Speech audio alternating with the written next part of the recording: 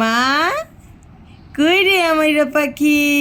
আমার ইরা পাখি কি বেড়াতে যাচ্ছে পুপির বাসায়?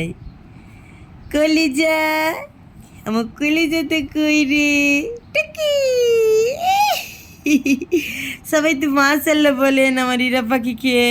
আমার ইরা পাখির কিন্তু একেবারে নর্মালি ড্রেস দেখেন, তারপরও মাশাআল্লাহ।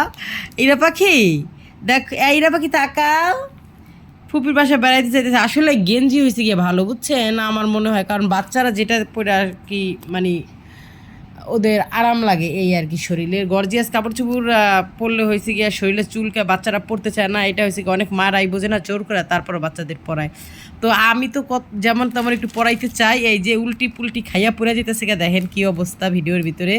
ইরা পাখি আর তার বাবা তো একেবারে পছন্দ করে না যে তার বাবার একটা মানে শুরু থেকে একটা জামা আমার মেয়ের জন্য কিনবা না, জর্জেট টাইপের বা ইসের, ও জানি চুমকি টুমকির, ও জানি ওর জানি কষ্ট না হয়।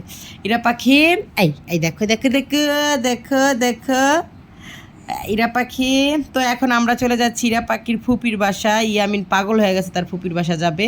তো ভাবলাম ঈদে তো কোনো জায়গায় তেমন যাওয়া হয় নাই, যাই একটু ছেলেদের নিয়ে তার ফুপির বাসা থেকে ঘুরে আসি, তাদেরও ভালো লাগবে।